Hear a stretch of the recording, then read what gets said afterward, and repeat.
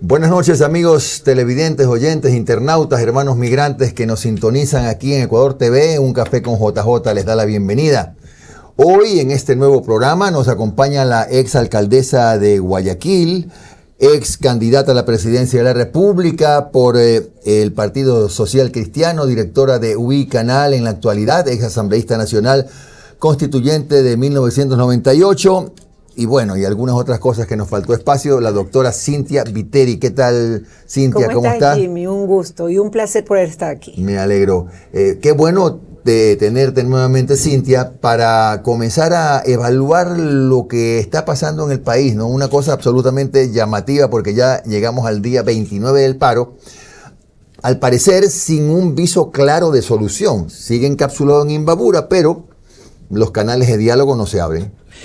Lo que pasa es que ya no hay solo un viso claro de solución, sino que tampoco hay sombras de una petición real y auténtica, porque empezaron primero con el tema diésel.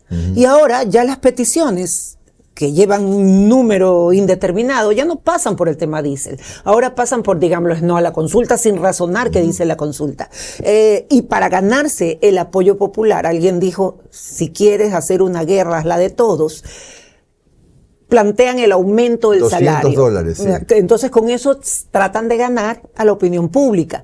Pero ¿cómo dicen que están peleando por el Ecuador cuando son los ecuatorianos trabajadores, la clase media, la clase obrera, la que se ve perjudicada con sus paros? ¿Cómo es que trabajan para ellos cuando a ellos los obligan a cerrar sus tiendas y a perder dinero?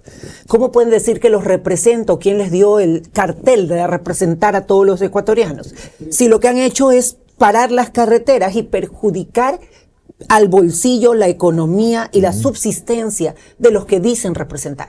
Claro. Bueno, y lo que también está complicando el diálogo, Cintia, es que, como lo dije en el programa esta mañana, la CONAIE se ha convertido en una hidra, que es un monstruo mitológico de varias cabezas. No sabe con quién hablar. Exactamente, con quién se dialoga. Ese es un problema serio, porque hubo el intento con las dos organizaciones sociales más importantes de Imbabura, pero resulta que las bases no les dieron pelota, entonces se ahogó el diálogo. No hay autoridad. O sea, si tú supieras con quién hablar de todas las personas que están conformando el paro, hubiera fluido mejor los acuerdos. Pero hablan con dos, los dos dicen que sí, pero el resto, que son algunos cientos, dicen que no, y desmienten el acuerdo y no le dan ninguna importancia. Y el paro sigue. Y ya esta creo que es la quinta semana que entramos al paro. Estamos en el día 29, sí. Y en medio de esta disputa están todos los ecuatorianos perdiendo sus trabajos, perdiendo las exportaciones, bajando en su economía, cerrando sus negocios, afecta al turismo, al comercio, y resulta que las víctimas de todo eso son las mismas personas que ellos dicen defender a través del paro. Entonces no se entiende. Atacan a sus víctimas, atacan a la víctima que dicen defender. Claro, claro. Es decir, los más perjudicados en este paro, y en eso coincidimos, Cintia, son los más pobres, porque los pobres no pueden salir a trabajar, los obligan a cerrar sus pequeños negocios.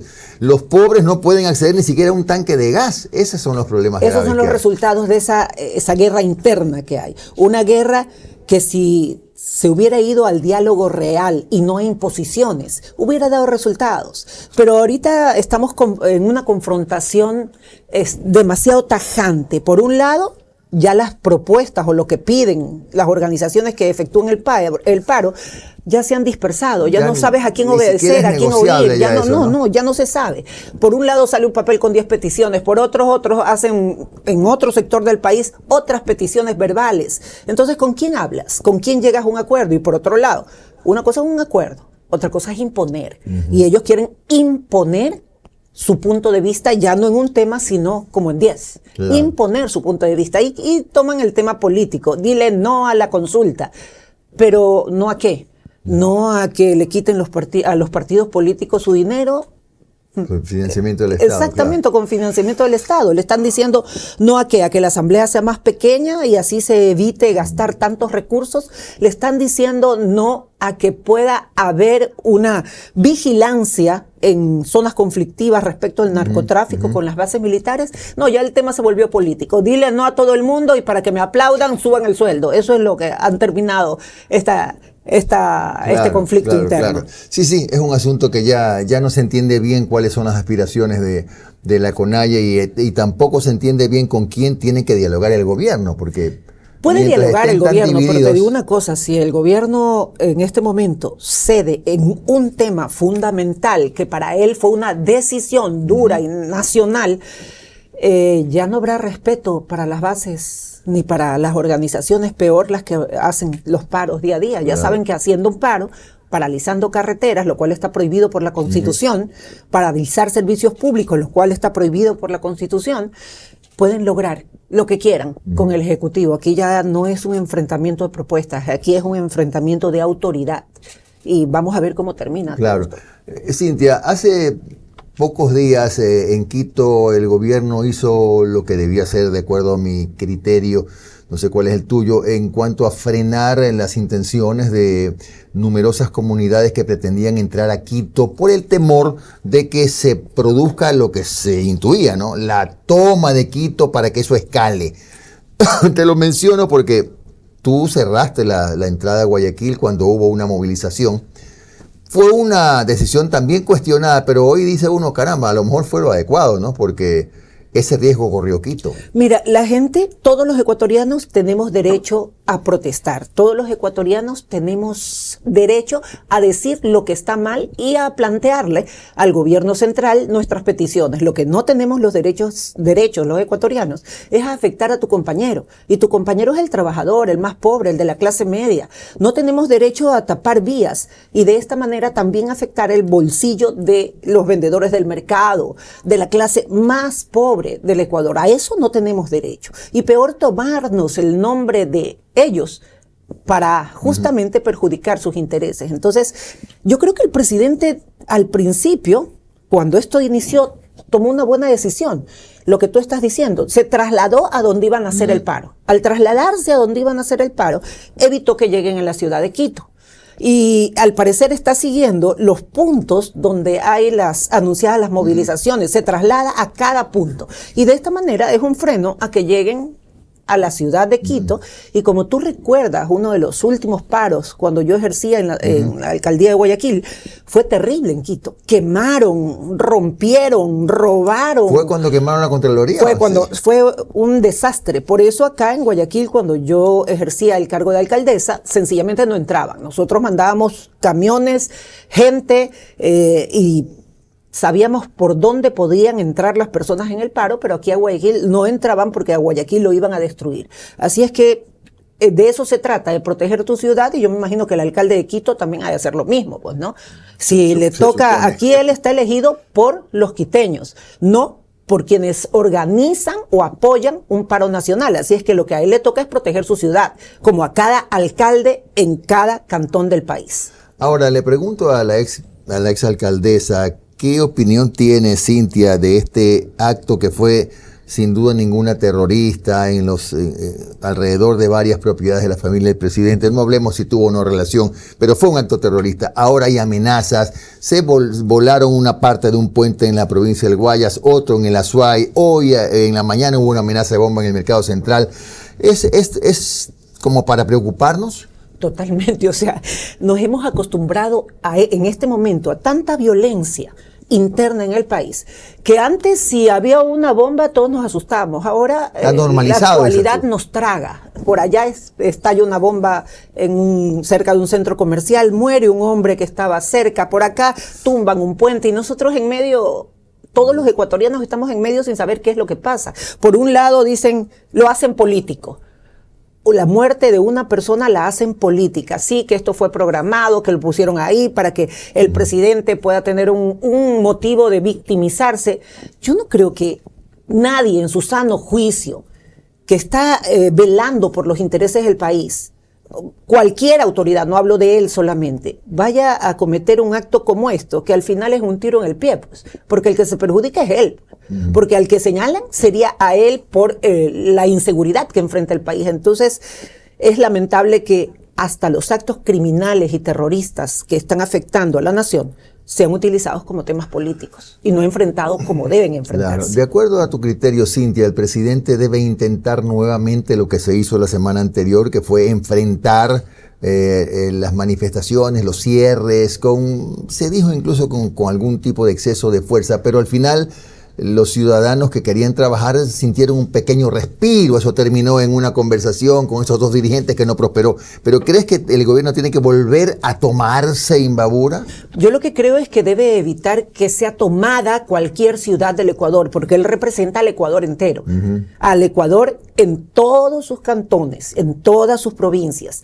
Cada alcalde cuida su ciudad, pero el presidente tiene que cuidar a todo el país, y sea quien sea que venga a agredir al país, él tiene que defender a su país. Y esto no significa que en el Ecuador no se pueda decir absolutamente nada, no se pueda protestar. Aquí en Guayaquil hubo una protesta y lo que les dijimos fue, ok, ustedes quieren hacer la marcha, quieren protestar, están en su derecho, iban a utilizar toda la avenida 9 de octubre y les pusimos agentes metropolitanos a lo largo de la avenida 9 de octubre, lado y lado. De esa manera no iban a afectar los negocios que estaban en ese sector de la marcha. Claro. Fue una marcha pacífica, dijeron lo que tenían que decir, pudieron marchar, pero no destruyeron nada. Lo mismo pasó esa es la diferencia. En Cuenca, recordemos que para el tema de Loma Larga hubo más de 100.000 manifestantes, no rompieron un vidrio. De eso se trata, ni un vidrio, porque están atentando contra la gente que dicen proteger y se ganan el odio de la gente que dicen proteger. Efectivamente. Cintia, vamos a hacer una pausa y en el próximo bloque hablaremos ya de no solo de qué va a hacer la señora Cynthia Viteri con su futuro, en su futuro político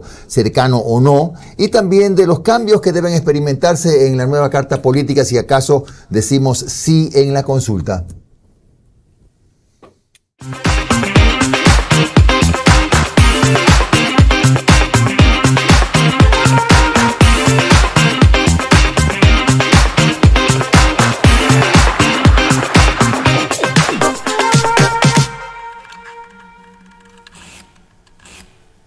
Bueno, seguimos esta noche en Ecuador TV con la doctora Cynthia Viteri, ex alcaldesa de Guayaquil, actual directora de WI Canal Digital, ex candidata a la presidencia de la República, ex asambleísta nacional constituyente. Y justo aquí nos detenemos, Cynthia, porque tú fuiste testigo vivo de lo que pasó en Montecristi.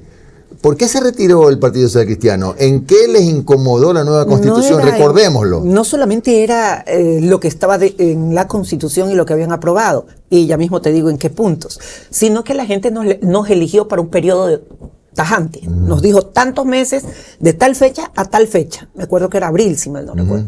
Hasta ahí la gente votó. Y al final la Asamblea decidió autoprorrogarse en su función. Por los plenos poderes famosos.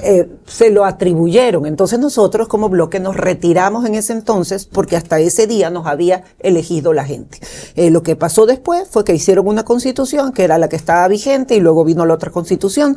Pero hasta en esta constitución actual viene arrastrando temas de la constitución de entonces, sobre todo en materia de seguridad.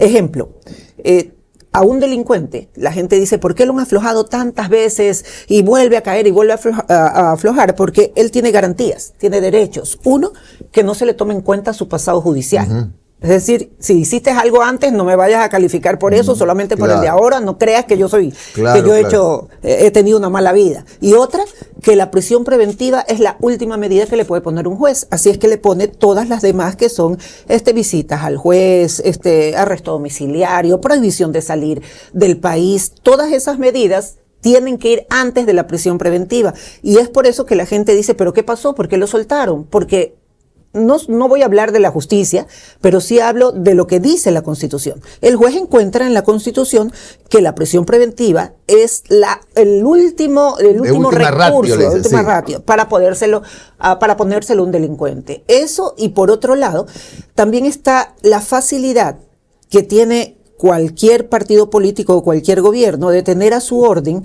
todas las autoridades de control en el Ecuador a través del Consejo de Participación Ciudadana. Antes, a través de un método, y debe estudiarse ese método, las autoridades de control, después de haber hecho los exámenes y concursos pertinentes, tenían que pasar por todo el Congreso Nacional, por 100 y pico de personas.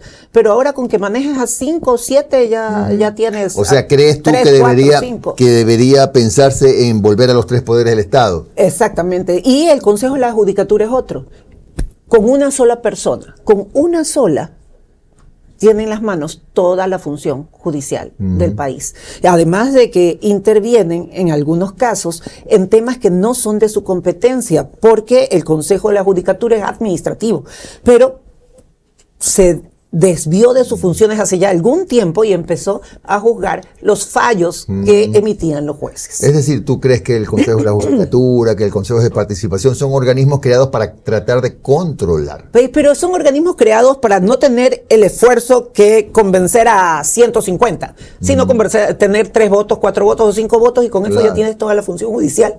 Y también tienes a todos los organismos de control, desde el fiscal, contralor, procurador, etcétera. ¿Y qué plantearías respecto de la bicameralidad, o crees que no es necesaria? Yo no creo que sea necesaria. No estás tan... No, porque primero serían más legisladores, más confusión, más caos político y legislativo en el país, y ya con una sola asamblea no puede el país. Ahora imagínate con 2, discutiendo entre ellos. Entonces, con 2 cámaras. Con 2 cámaras, claro. Quien aprueba el primer debate y la es decir, suficiente con una sola. Totalmente, y ahí yo estoy de acuerdo también en que los partidos políticos dejen de recibir el subsidio del Estado, dineros del Estado, porque ese dinero es de la gente, no es de los partidos políticos. Y los partidos políticos, quien quiera participar, que ponga de su bolsillo para participar, pero no con dineros que salen del bolsillo de los ecuatorianos. Pues. Claro. Por eso es que tú ves 20, 30 candidatos para una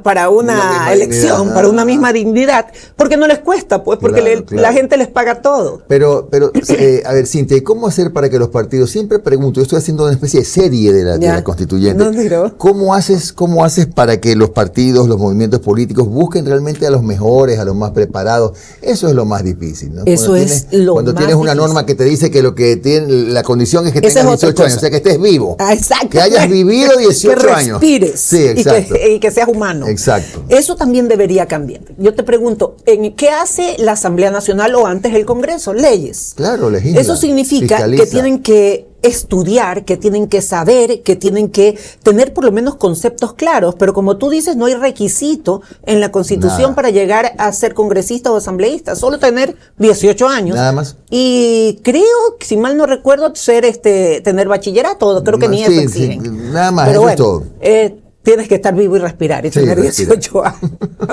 Nada más. Entonces, eso también ha sido un gran problema. Claro, pero eso ya más depende de los partidos. Resultados que tiene la Asamblea. Eso más depende ya de los partidos. Depende de los partidos. Bueno, ¿y qué hay de ti, Cintia Viteri Jiménez, con tu futuro político? Te veo en labor social, sí, pero también hay algunas metas, ¿no? Una elección seccional, asamblea a la vista.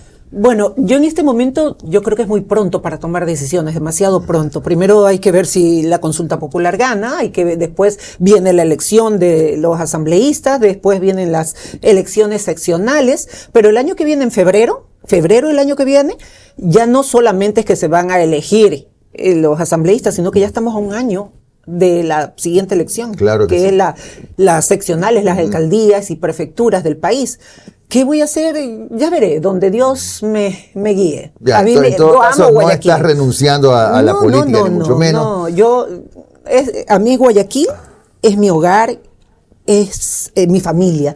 Yo amo la ciudad. Y debatir sobre leyes importantes para el país también me parece. A eso iba. Me parece apasionante. No sé si a ti te cautive más la asamblea, porque tú has tenido. ¿Cuántos años fuiste asambleísta? Bueno, congresista. Fui asambleísta en Montecristi, yo tenía 32 años, creo, y de ahí fui legisladora, creo que en 3 periodos más. 3 periodos ya como más. Congresista. Ajá. Y eso te agrada el debate. Me encanta el debate. Y además porque me gusta estudiar y me gusta saber los efectos que una ley puede tener en la gente. La asamblea siempre ha sido mal vista, toda la vida, siempre, en todos los países ha sido mal vista. Pero si hay un buen congresista, ese destaca. Ese destaca porque la gente percibe que esa persona está preparada y que lo está defendiendo, y no que está yendo a pelear con uno y con otro a la asamblea. Cintia, ¿cuál es tu relación política en este momento con el Partido Social Cristiano? Yo no estoy afiliada ahorita a ningún partido político ni al Movimiento Madera Guerrero. Sin embargo, le guardo una profunda gratitud al alcalde Jaime Nebot Sadi. Yo le sigo diciendo alcalde, le guardo gratitud y respeto. tenemos una amistad de más de 30 años, Jimmy, mucho más. Yo entré a trabajar con él cuando tenía 25, imagínate. Ya voy a cumplir 60. Así es que tengo con él una gran amistad y un profundo respeto y consideración. Entonces queda claro sobre que todo gratitud. ¿No has pensado todavía en jubilarte de la política? ¿No? Ya veremos, yo creo que no. Si no me tuviera sentada aquí, pues. Cintia, en todo caso, si te toca a ti, vamos a ponernos en un escenario figurado, ir a la Asamblea. ¿También eres de los que opinan que la Constitución que se reformaría es demasiado reglamentaria, que son 444? Siempre se dijo, en la elaboración de la Constitución. Se dijo eso, demasiado reglamentaria.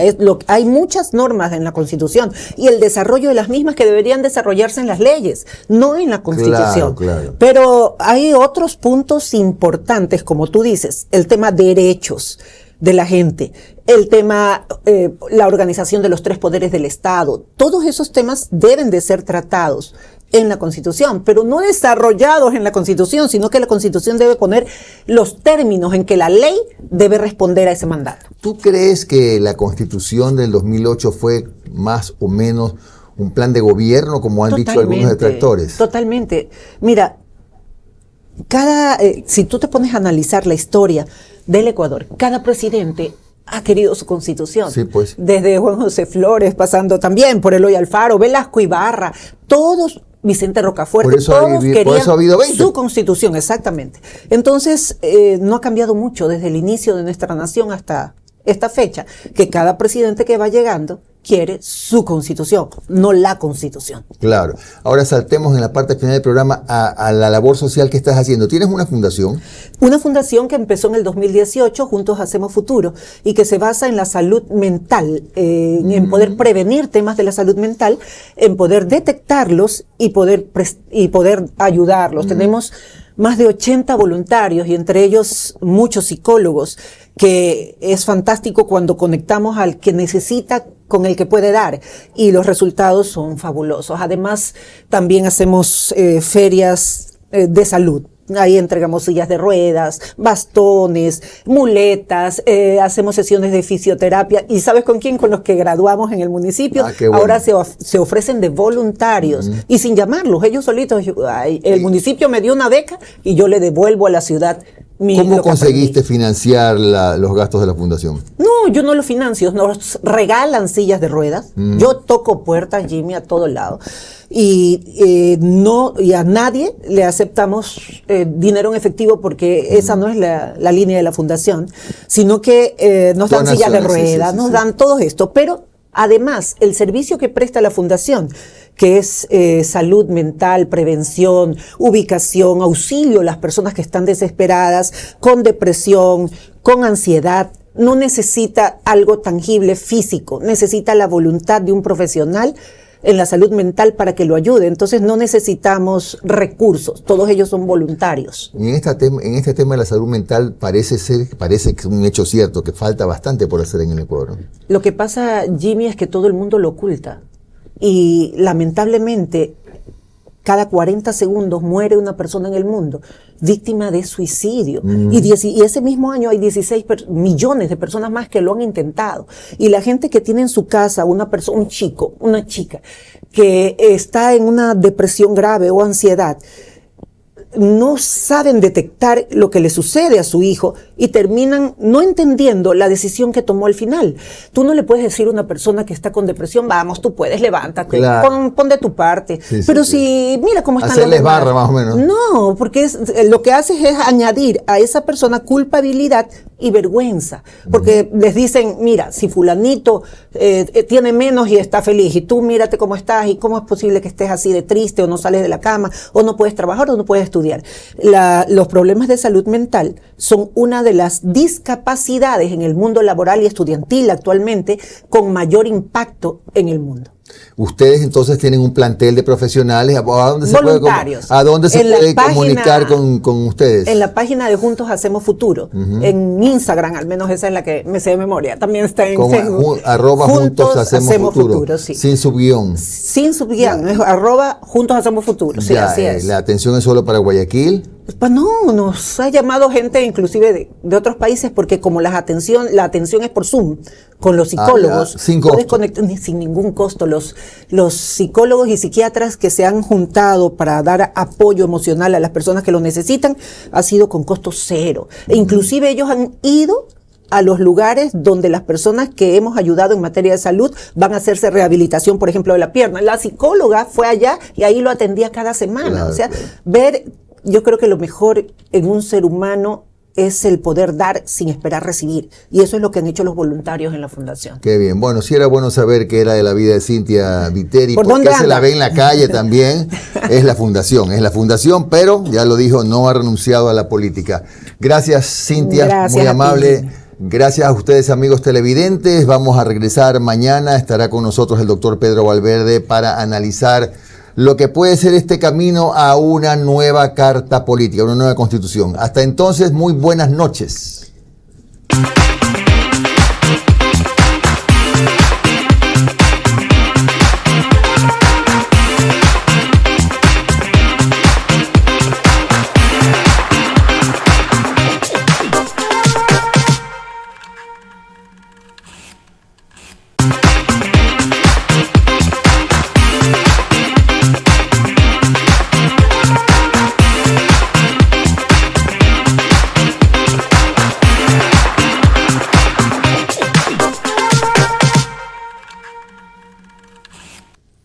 Amigos oyentes, televidentes, internautas, hermanos migrantes, ¿cómo están ustedes? Esto es Un Café con JJ en Ecuador TV. Muy buenas noches. Vamos a invitarlos a acompañarnos hoy en nuestra entrevista con el abogado Pedro Valverde Rivera. Es un conocido constitucionalista, fue director ejecutivo de la Asociación Ecuatoriana de Editores de Periódicos, máster en Derecho Internacional y, por supuesto, hace opinión en diario El Universo. Muchas gracias, abogado, por acompañarnos.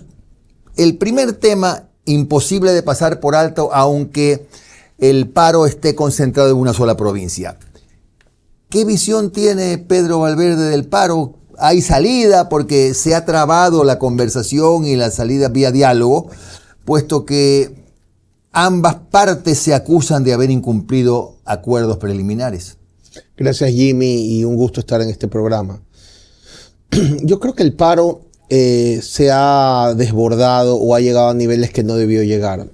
Si bien es cierto, hay situaciones económicas que han pasado en el país y que tampoco son responsabilidad del gobierno. El gobierno ha tenido que ajustar los cinturones porque no hay plata y porque no recibió plata y porque es producto de una serie de despilfarros y de malas decisiones de gobiernos anteriores. Pues subió el IVA. Ahora tuvo que eliminar el subsidio del diésel, que le cuesta más de $1.000 millones al año al Estado ecuatoriano. Son decisiones que se tienen que tomar, más allá de que se tienen que tomar y que además hay un compromiso con el Fondo Monetario para inyectar algo de liquidez para poder cubrir los gastos corrientes que tiene el Estado, porque la situación de la caja fiscal es precaria. Digamos que son situaciones que en un país normal generan protesta, que los grupos sociales se sienten, sobre todo la gente pobre, siente el golpe. Hasta allí estamos de acuerdo. Y parte de la política es eso, es que quienes no están de acuerdo tienen derecho a protestar, pero la protesta no puede ir más allá de eso. La protesta no puede convertirse en vandalismo, la protesta no puede convertirse en agresión a la propiedad privada, en impedir la libre circulación de los ciudadanos. Bloquear carreteras está prohibido por la ley, por la Constitución. Entonces, yo creo que el tema se desbordó. Creo que el gobierno inicialmente decidió no tomarlos en cuenta. Creo que hay la errónea visión de que el tema se resuelve en redes sociales. Y el tema se resuelve en redes sociales cuando se trata de tendencias, de opiniones, de rumores, para tratar de ver qué piensa la gente. Pero cuando la gente ya está en la calle, hay que resolver los problemas en la calle. Y creo que eso es un poco lo que le ha faltado al gobierno. Llegó a los diálogos ya 3 semanas después. Pensó que con el feriado el tema se agotaba y no se agotó. Y ya el tema creo que se creció tanto, por más que digan que está centrado en una provincia, en una localidad, es un tema que se ha complicado, que yo creo que ya a este momento no hay con quién negociar, porque negocian con unos y los otros dicen que no se sienten representados. Entonces yo creo que Y creo que la solución tampoco es tirar abajo las medidas tomadas, porque un Estado soberano no puede estar cayendo en manos, aquí sí, para un grupo minoritario del país. Claro. Perdón, que no significa que el resto del país esté de acuerdo con las medidas. Simplemente el resto del país dice, bueno, tenemos que seguir adelante y confiamos en este señor para que guíe los destinos del país. Hemos votado por él y le estamos dando su voto de confianza. No nos gusta, ya veremos cómo salimos adelante. Pero la paralización del país es producto de un grupo minoritario y el país no puede rendirse a ese grupo minoritario. Y sería penoso, Pedro, sería penoso que normalicemos la situación, ¿no? Porque a medida que pasan los días, como estamos viendo que está en Imbabura, como que en Loja o en Zamora o qué sé yo, pues en Azuay, lo vemos lejos, ¿no? Eso es malo. Está muy mal, sobre todo porque tendemos a minimizarlo. Y los que ya hemos vivido algo, me coincidirás conmigo, Jimmy, cuando comenzó el problema con Lucio, era una cosa mínima. Así. Y Lucio era compañero de promoción del Comando Conjunto de las Fuerzas Armadas. Y luego, miren cómo terminó Lucio, se cayó. Entonces yo no digo que Dios quiera que no ocurra algo así en estos momentos del país, ni por el presidente Noboa, ni por el país. Pero tampoco es cuestión de normalizarlo, ¿de acuerdo? Porque cuando lo normalizamos, lo minimizamos. Y no está bien, y este es un tema que se tiene que resolver ya. Claro. El gobierno, el tema de decir no hablo contigo, no, dígalo, claro, tampoco resuelve. Tiene que haber una comisión, el gobierno debería armar una comisión de gente experimentada. Y aquí no quiero... negociar. Para negociar y cerrar el tema. Y ojalá no nos enteremos en las negociaciones. Porque mientras menos sepamos las negociaciones, mejor para el país y se resuelve el tema. Obviamente estoy hablando que no tiene que haber corrupción de por medio, eso está sobreentendido, pero tiene que haber forma de un equipo de gente experimentada, con todo el respeto para la gente que están al frente. Es un punto, Pedro, esto de una comisión. No hablemos de notables ni mucho, de gente con experiencia en negociar. Sobre todo, Pedro, espero que coincidamos, considerando que es un enemigo que a lo mejor no es grande de suyo por el número, por la composición del 7-8% del país de las comunidades indígenas. Es por lo que está atrás, pues. Posiblemente las economías irregulares, ¿no? Ahí hay mucha plata. Y además explotando y yendo espacios donde el Estado no llega. ¿Por qué esta gente llega a donde está? ¿Por qué se posicionan en la sociedad? Se posicionan porque toman espacios que el Estado no ha llenado. Y no ha llenado por incapacidad de los gobiernos anteriores. No ha llenado los espacios de economía, no ha llenado los espacios de salud. Entonces, claro, llegan estos señores con una chequera ilimitada y comienzan a llenar esos espacios. Entonces, yo sí creo que es fundamental matar este tema, en el sentido no de asesinato, sino de terminarlo. Tiene que haber un equipo experimentado que se siente, negocie y cierre el tema. Y cuando digo experimentado, no lo digo en el mal sentido, digamos, porque nunca se termina de tener experiencia en general. Pero las personas que están al frente del paro, por ejemplo, el ministro Reinberg ha hecho un gran trabajo. Claro que sí. Pero yo no creo que tengan la más mínima experiencia en negociar un paro de esta naturaleza. Y así puedo nombrar a varias personas que están al frente del paro, al frente del gobierno. Yo creo que el gobierno tiene que resolver este tema ya. Y no tiene que ver con la consulta necesariamente. Aunque no hay una consulta a portas, el Ecuador no puede seguir en esta situación. No le conviene al gobierno, no le conviene al Ecuador.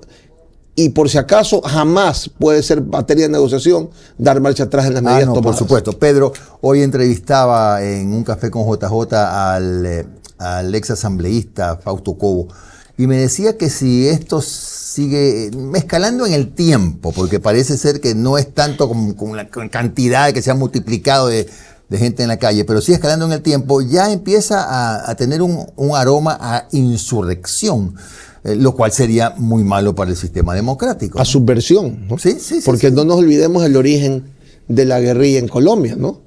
El origen en el año 50 lo matan a Jorge Eliezer Gaitán, que iba a ser candidato liberal a la presidencia de la República. Se dan las protestas del famoso Bogotazo, y esa es la semilla de lo que luego fue el M-19 y todo lo que vino después hasta el día de hoy. Claro. Entonces, efectivamente, yo sí creo que es peligroso que haya gente que de manera continuada se revele al orden establecido en el país. Sí, ese es el problema, porque ahí usted y tú y yo oímos hablar, Pedro, de que en el territorio que la autoridad de ese territorio tiene la misma injerencia o fuerza que el propio presidente de la República. O sea, no se pueden medir. Es un desafío al orden constituido, al régimen democrático, al Estado de Derecho. Esa es parte de la barbaridad de la Constitución,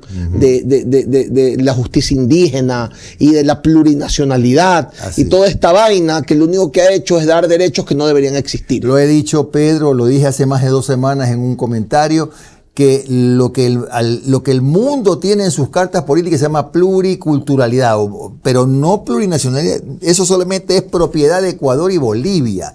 Eso es lo que ha sido malinterpretado, me parece a mí. Sí, no? Claro, por supuesto. Yo creo que no. Yo creo que, digamos, la Constitución de Montecristi tenía una agenda diseñada para un señor, para el gobierno de un señor, pero también tenía unos destellos líricos de la izquierda le dieron una pluma para poder escribir todo lo que hubiera querido escribir y no había podido hacer. Entonces ahí salió los derechos de la naturaleza, los sectores estratégicos. Los sectores estratégicos, eso fue direccionado para manejarlo a través del señor que está preso. Ya. Eso sí creo que fue direccionado. Pero algunos destellos románticos de la izquierda ecologista y de la izquierda trasnochada son los que generaron este tema de la pluriculturalidad y la justicia indígena y los territorios ancestrales y eso es lo que ha generado este tipo de cosas, que haya gente que salga públicamente a decir que en su territorio manda X y no manda el presidente de la República. Es una locura. Porque, claro, que tiene la misma autoridad, ¿no? Eso raya en algunos tipos penales. Lo que pasa es que ya, otra vez, Jimmy, y valiosa tu apreciación, lo vamos normalizando. Y eso está muy mal. Porque mañana en Manabí también aparece alguien con la misma línea. Mañana en el oriente aparece con la misma línea. Mañana alguien en Galápagos se declara señor de las iguanas. Claro. Y entonces el Estado se erosiona, ¿no? Y eso está muy mal, muy mal. Vamos a hacer una pausa con el doctor Pedro Valverde Rivera. Regresamos a hablar ya a fondo en los minutos que nos quedan sobre la nueva Constitución. ¿Cuáles son los cambios más urgentes y cuáles son justamente las taras que nos dejó la Constitución del 2008?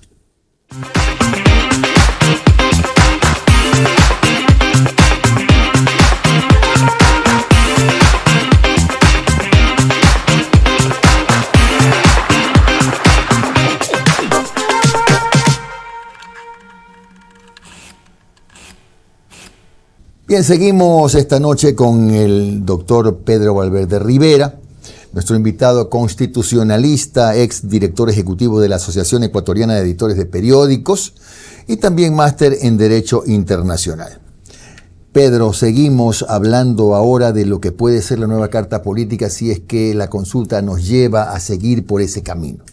Una de las cosas que se han cuestionado de la vieja Constitución, y espero decirle vieja después de un tiempo, es que presenta muchas trabas a la inversión extranjera. Es verdad que la inversión, el ingreso de capitales choca con una pared que es la Carta Política actual. Sin duda, sobre todo en las áreas más sensibles de producción de un país, que son los sectores mal llamados sectores estratégicos, que más bien se refiere a los recursos naturales, como estamos hablando de energía, estamos hablando de petróleo, de minas, de minería. En el mundo normal, porque a veces nuestro país no es normal, digamos, las grandes inversiones las hace el sector privado. Así es. El Estado pone los recursos, da las licencias, da las autorizaciones y quien hace la inversión es el privado. Son los flujos. Es más, Ni siquiera la petrolera es la que pone su plata, sino que hay una banca de inversión que califica el proyecto y le da los flujos para poder hacer el desarrollo. Pero nuestra Constitución, al decir que los sectores estratégicos solo pueden ser explotados por el Estado ecuatoriano, resulta que el único que puede explotar petróleo es Petroecuador. Claro. Entonces, ¿cuál es la realidad? La realidad es que si necesitamos explorar, la exploración es carísima. Claro. Y además es una exploración incierta, porque no hay certeza de que vamos a encontrar debajo de ese lugar la cantidad y la calidad de materia que necesitamos para poder explotar. Entonces, esa inversión que cuesta cientos, miles de millones de dólares, la hace el privado, porque el Estado no tiene plata, llegamos a duras penas a fin de mes para pagar el rol de pagos, y para eso hay que estar haciendo préstamos y estar tomando medidas. Entonces, esa exploración la tiene que hacer el privado, pero el privado quiere explorar y explotar. ¿Y por qué quiere explotar? Porque es la manera de cobrarse, pues. Pero es lo mismo que las concesiones de las autopistas. El privado hace la carretera, pero se queda con el peaje para tener su retorno. Porque el Estado paga tarde, mal o nunca. ¿Qué es lo que sucede hoy? No, solo Petroecuador puede explotar. Entonces, ¿qué pasa? Traen al señor a que haga su trabajo bajo la figura de servicios, de prestación de servicios especiales, ¿no? Y viene la empresa seguramente a participar en un pliego torcido, amañado, a lo mejor cuidado, y hasta le mandan a pedir un porcentaje, ¿no? Y luego trabajar y pasar su factura para que vaya a la cola en el Ministerio de Finanzas. Y a ver algún día que a ver si le paga, y luego le vienen a decir, oye, te pago con bonos. Pero Pedro, ahora, lo que dices tiene mucho sustento, porque países como Brasil, con gobierno socialista, acaba de anunciar hace 2 días la apertura de una serie de contratos de inversión para exploración en los sectores de la selva de Brasil, con toda la tecnología moderna. ¿Cómo es que Brasil puede hacer eso y acá no podemos hacer nada? Porque existe, mira Jimmy, yo te voy a explicar una cosa. En el mundo financiero, nadie pone su plata. El inversionista, el proyecto se lo lleva a la banca y la banca le dice ya, ok. Entonces, cuando el Estado convoca a un concurso, los pliegos o los términos de referencia, que son las condiciones en las cuales se va a dar el contrato si gano, tienen que ser bancables. ¿Qué significa eso?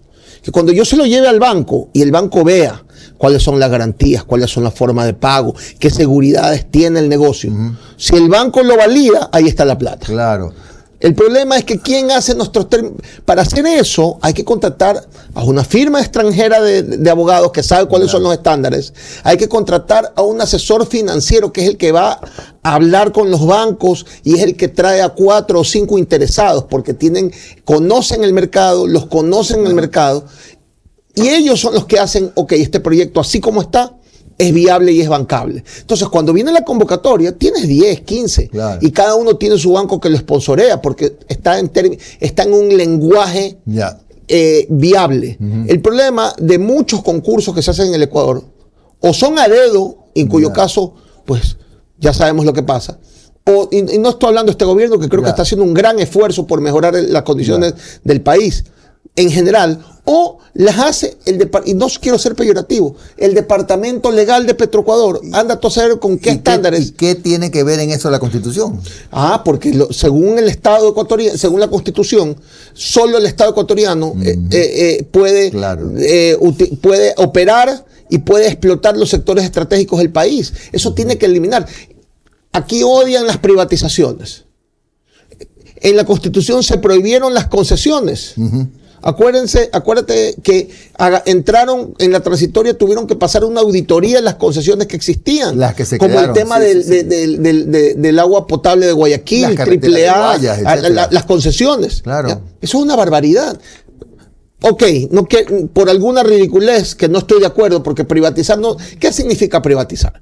Privatizar significa agarrar un activo del Estado y venderlo para con esa liquidez hacer obra social e invertir en las cosas importantes del país y que ese activo pase a ser del privado. Claro. Ok, que vamos a vender las joyas de la corona como lo hizo Argentina. Se satanizó lo que hizo Carlos Saúl Menem. Y hoy en día pero igual Menem es recordado. Hay una alternativa que es la concesión. La concesión. Es una alternativa importante. Por ejemplo, Jimmy, algo importante. En Perú, no estoy hablando en Suiza, en Bélgica, en Perú. Sí. En Perú ya, que tiene como 9 presidentes en una década, pero ahí está funcionando, porque nadie toca las reglas económicas que dejó Fujimori. Es correcto. En Perú ya hay concesiones de hospitales. ¿En qué consiste? Se trae una empresa, se convoca, se licita, bajo términos bancables, a una empresa que se encargue de lo que se llama la bata gris. ¿Qué es la bata gris? La parte administrativa. Y la bata blanca, que es el personal médico, eso sí, obviamente lo maneja el Estado. Y se le pone un valor a que lo administre, que lo vuelva eficiente, se le paga o se paga. Claro. Y vuelve eficiente. Y el Estado deja de tener que estar invirtiendo y se acaban los negociados de las medicinas.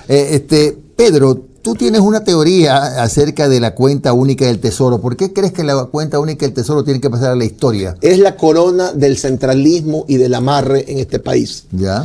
Eso se puede cambiar vía Constitución. Lo que pasa es que el problema es que, a ver, en ninguna constitución del mundo, porque la Constitución es un marco. Ya. Y luego vienen las leyes que desarrollan los principios constitucionales. En ninguna constitución del mundo hay un artículo que diga que tiene que haber una cuenta única del Tesoro. Eso es una y en la del 2008 sí dice. Por supuesto. Entonces hay que cambiarlo. Porque fue la manera de que el rey pase a manejar toda la plata del Estado, pues. Ya. Es que, perdóname, ¿cómo vas a...? Tú eres mayor igual que yo, somos personas mayores. Y recordamos cómo era el Ecuador antes del 2006, antes del 2007. Cada institución manejaba su plata en banca privada. Para comenzar, no debería existir el Banco Central. Yeah. Comencemos que el Banco Central no debería existir. Pues no tiene sentido que exista Banco Central en un país que no emite moneda. Que no emite moneda. Ya. Entonces, pero digamos que existe. No puede ser que las instituciones privadas, las instituciones públicas, que no forman alcaldías, municipios, juntas parroquiales, etcétera. El mismo seguro social, la empresa pública de agua. Que no pueden administrar sus recursos. No pueden manejar sus recursos, tienen que mandan su requerimiento para el segundo clic del ministro de Economía, que es un mega emperador, que además tiene prioridades como pagar el sueldo. ¿Y cuál es la salida entonces? Eliminar ese artículo y que cada institución maneje. Si igual son fondos públicos, son sujetos. Igual los Contraloría. Y tiene todos los controles. Que cada institución maneje su propia plata. De esa manera. Por supuesto tiene que haber una participación del Estado. ¿No? Pero por supuesto, obviamente. Pero la cuenta única del Tesoro es el monumento al centralismo. Que está en la Constitución del 2008. Y que tiene que eliminarse. Es tan fácil como eliminar el artículo.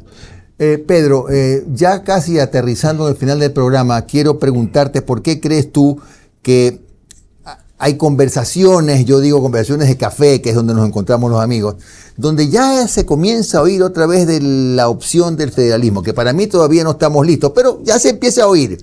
¿Eso es un poco el rebote de lo que está pasando, por ejemplo, en Imbabura? No, sí, no. Yo creo que la costa y la sierra siempre hemos sido dos territorios muy diferentes. Tenemos diferencias. Y aquí no quiero parecer regionalista, ni mucho menos. Le tengo mucho cariño a la sierra ecuatoriana. Me siento muy cómodo en Quito. Me encanta la sierra. Tengo buenos amigos y le doy su valor, obviamente. Y creo que tienen cosas muy valiosas que no tenemos y nosotros al revés. Sí.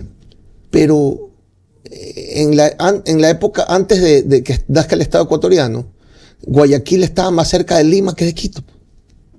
Nosotros tenemos mucha más cercanía, somos mucho más afines al limeño que al quiteño. ¿Ya? Nosotros somos porteños, los serranos son de la altura. Tenemos idiosincrasias diferentes. Entonces, yo no creo que aquí debemos partir dos estados, porque todos somos Ecuador y creo que al Ecuador le falta identidad. Eso es indiscutible. Para comenzar, no tenemos una fecha que nos una a todos. En Estados Unidos no se discute el 4 de julio. En Chile no se discute el 17 o 18 de septiembre. En México todos gritan están en el grito de Dolores. Aquí, ¿cuál es la fecha? Aquí, yo disfruto más el 9 de octubre. Claro, pero, Pedro, en Quito es el 6 de diciembre. Pedro, es decir que tú sí ves la opción, aunque sea a largo plazo, del federalismo. De un Estado federal. Absolutamente. El Ecuador creo que daría un gran paso. ¿Qué ventaja tendría el Ecuador siendo federal? El Estado mucho más cerca del ciudadano. El Estado, a ver, el federalismo no significa estados independientes. No, para nada. Pero, ¿qué se queda el Estado? El Estado se queda con fuerza pública, se queda con relaciones internacionales y con la normativa económica estatal para los impuestos fundamentales. El resto, que cada estado se maneje por su cuenta. ¿Tú crees que eso debería debatirse por lo menos en la nueva Constitución? Yo sí creo, y habíamos avanzado algo a través de las autonomías, que no es federalismo, pero es un híbrido, ¿ya? Habíamos avanzado algo. Yo sí creo que el Ecuador está preparado para por lo menos discutirlo. Hay que comenzar a debatir. Yo sí creo, mire, el centralismo le hace mucho, ¿sabes quién es el principal perjudicado del centralismo del Ecuador? Quito. Porque es una ciudad grande, que ha crecido mucho, que depende del Estado. El Estado se ha encargado de tomar todos los espacios y cada vez Quito es menos lo que debería ser. Claro. Miren el reflejo, con el respeto de los alcaldes que ha tenido Quito, es la administración municipal de los últimos, no sé, 30 años. Quito no termina de despegar porque está secuestrada por el Estado. Claro. Pedro, otra vez se nos queda el tiempo corto, pero así es la vida. Habrá oportunidad de conversar nuevamente. Gracias a Pedro Valverde Rivera, constitucionalista, que nos ha acompañado esta noche aquí en Ecuador TV. Nos veremos mañana a las 10 de la noche. Vamos a entrevistar al periodista e internacionalista Magíster Henry Carrascal sobre las bases militares que son planteadas como opción para regresar si es que hay una nueva carta política. Hasta mañana.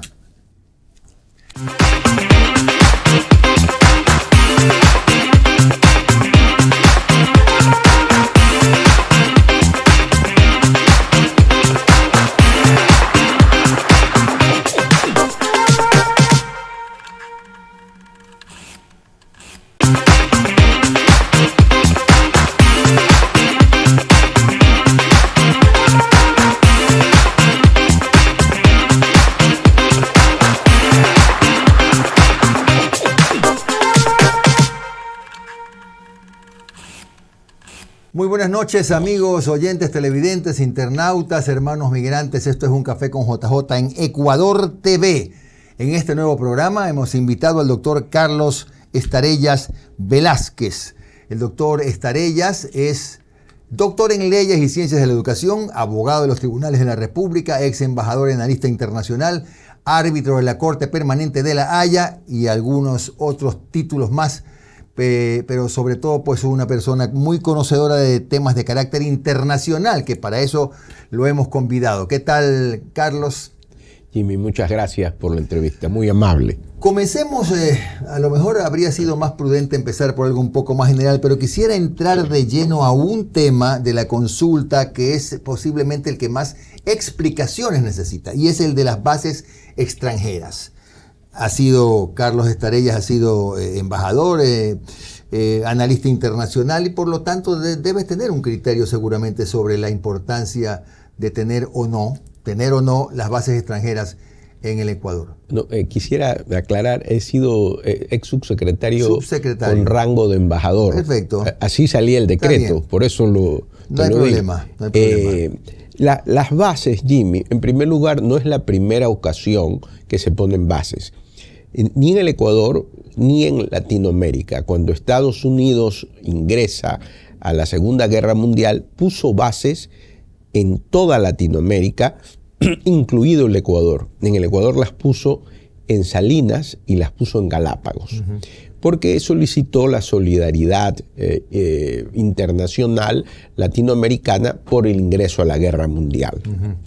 De ahí hay otra base que se puso en Manta, en el gobierno, tú recordarás, en el gobierno del expresidente Yamil Maguad. Claro, me acuerdo. Y se firmó, el acuerdo en el cual señalaba que estos aviones, que eran aviones especiales, lo que harían, en primer lugar, es detectar otros aviones o navíos fuera de aguas ecuatorianas, porque podrían detectar si tenían droga, y fuera de las aguas ecuatorianas detener esos esos navíos y llevárselos. Fuera de nuestro mar territorial. Fuera, así era. expresaba, Ya. fuera de nuestro mar territorial, salvo el caso de que Ecuador autorizara que los detuvieran en el mar territorial ecuatoriano. No podían intervenir de ninguna manera en política interna y su trabajo era cooperar en contra del narcotráfico. Esa era la labor que hacían en Manta. Ahora, dicho así, no veo que en ese momento se pudiera haber hablado de atentado contra la soberanía nacional. Pero de ninguna manera, Jimmy, lo que es más, en este momento el Ecuador está bajo ataque en contra del narcotráfico y los carteles de la droga. Y si ellos se unen para atacar al país, es natural que el Ecuador pida cooperación internacional. La soberanía es un elemento del Estado, es consecuencia del poder. Y lo que está haciendo el Ecuador es aplicación de esa soberanía al pedir la colaboración internacional. Si no tuviéramos ese poder, no podríamos solicitar ese apoyo. Fíjate, por ejemplo, Puerto Rico no lo tiene, porque no es soberano. Puerto Rico es un estado que depende de los Estados Unidos. Claro. ¿No? Entonces, no es que se merma nuestra soberanía, como dicen ciertos políticos, es que se aplica la soberanía. Claro, o sea, es un ejercicio de soberanía. Es un ejercicio, todo lo contrario. Es un ejercicio de soberanía pidiendo cooperación internacional ante el ataque de estos carteles de la droga. Claro. Ahora, Carlos, ¿y por qué el expresidente, el entonces presidente Correa, terminó con el acuerdo? ¿Cuál fue el argumento? Bueno, Para recordar el tema, ¿no? Él erróneamente y quizás mal asesorado, porque es economista y no es abogado, decía es que se merma la soberanía. No había tal cosa. Y siempre dicen que hay una serie de causas y concausas. Y una de esas cosas era de que las personas que le financiaron, entre las cosas que le pidieron, dijeron que tenían que quitar la base de Manta. Retirar la base. Yo no lo podría afirmar, eso es lo que se dijo en el momento, pero desde mi punto de vista fue un error, porque de ahí en adelante, no solo Jimmy, que se quitaron todo tipo de control, vino la Constitución con este concepto de ciudadanía universal, de no ilegales, se quitó las visas, bueno, y entraron los carteles del narcotráfico, que es lo que pasa hoy en el Ecuador. ¿Tú crees que ese fue más o menos un punto de inflexión y se empieza a escribir una historia diferente a partir de eso? A partir de que eso. se fue la base. Totalmente. Yo pienso que, como decía Talleyrand, ex ministro de Relaciones Exteriores de Napoleón Bonaparte, más que un delito, fue un error. Y yo le pondría, fue un gran error. Un gran error. Ahora, lo que se está planteando en la consulta son bases extranjeras. Ni siquiera dice la palabra militar, si no estoy mal. Bases extranjeras quiere decir que puede ser 1, 2, 3 países. ¿Estás de acuerdo, Carlos, con que se aplique aquí esa opción? Entiendo que en Colombia hay varias bases, ¿no? Hay varias bases extranjeras. Podría pasar que haya 2 países, 3 países autorizados para instalar bases, con esos mismos propósitos regulados adecuadamente. Jimmy, todo tipo de cooperación internacional para poder enfrentar al narcotráfico es positivo. Nosotros no podemos solos. Somos un país que está siendo atacado. Más aún porque Estados Unidos ahora ha paralizado al cartel de los soles. Y ya internacionalmente se dice, la droga sale de Ecuador. Pero esto es público. Sí. Ahora, el presidente de Colombia, la frontera ya no la protege con el Ecuador, la controla el narcoterrorismo. Hace rato, así es. Y por ahí utilizan nuestras carreteras y utilizan nuestros puertos. Y de aquí sale la droga. Entonces necesitamos colaboración. No solo unas bases, se pueden poner varias bases bien claras, porque todo esto está regulado en un tratado o en un convenio. Hay convenios internacionales que delimitan el trabajo de las bases. Delimitan. El convenio es un acuerdo de voluntades, en este caso entre estados, que van a producir el efecto. ¿Qué efecto es lo que quieren? Colaborar en contra del narcotráfico. Eso bien negociado, aprobado por los dos estados, va a ayudar al Ecuador a esta lucha desigual que tenemos contra los carteles de la droga, que por el poder económico que tienen, quieren cooptar, Jimmy, todos los sectores del Estado. El poder económico, como se dio en Colombia, con la diferencia que Estados Unidos, a través del Plan Colombia, no solo dio ayuda militar, sino que también dio ayuda económica que necesita el Ecuador. Claro, ¿y es correcto que se instale una base extranjera en las Galápagos? Yo pienso que sí, en las Galápagos.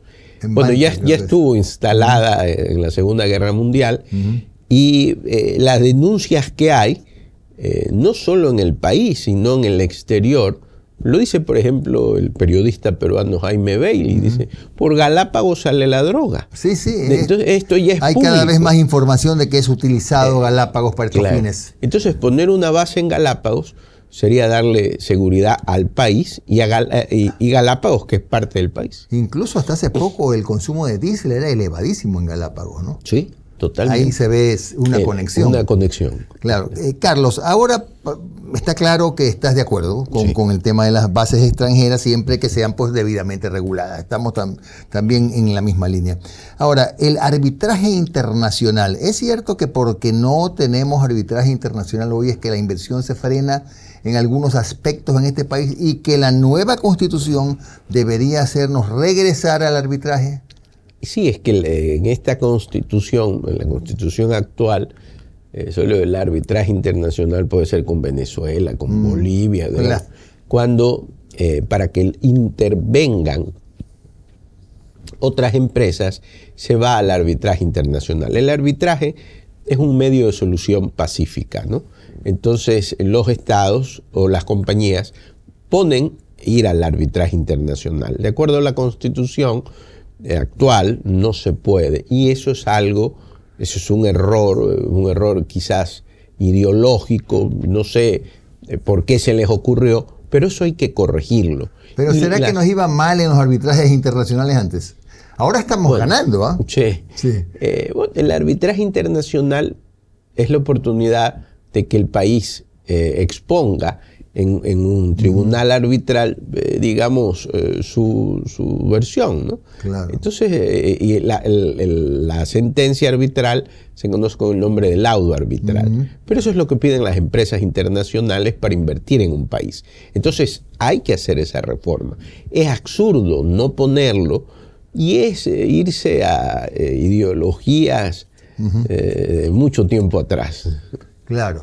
A ver, Carlos, antes de cerrar este bloque y de pasar a analizar un poco más en detalle otros puntos de la futura Carta Política, ¿tú crees, por ejemplo, que en una futura Constitución no necesariamente debe comprender un articulado tan largo, ser tan reglamentaria, o eso no es lo de fondo? La Constitución no tiene que ser muy larga, Jimmy. Este de aquí parece pues un libro. Tiene que tener una guía telefónica, lo más importante, ¿no?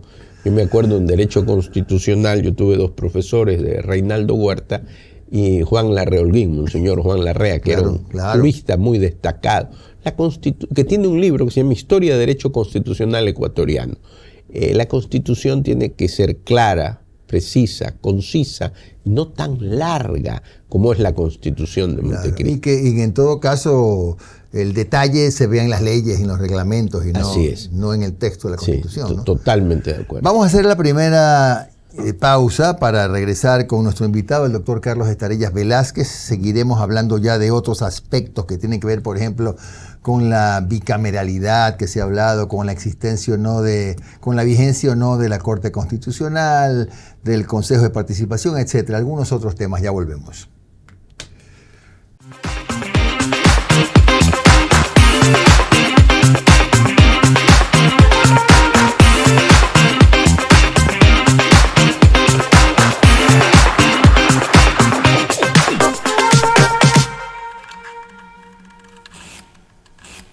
Vamos a este segundo bloque con nuestro invitado, que es el doctor Carlos Estarellas Velázquez, doctor en Leyes y Ciencias de la Educación, abogado de los tribunales de la República, analista internacional, árbitro de la Corte Permanente de La Haya. En lo que nos queda del programa me gustaría puntualizar, por ejemplo, temas como la Corte Constitucional. ¿Debe seguir tal como está? ¿Amerita algún cambio que le introduzca la Asamblea Constituyente? La Corte Constitucional es importante, Jimmy. Ha tenido una evolución. En algunos países hay una sala de la Corte Suprema que se vuelve constitucional. En el Ecuador tuvo una evolución y se conformó el Tribunal de Garantías Constitucionales y después vino la constitución de la Corte Constitucional.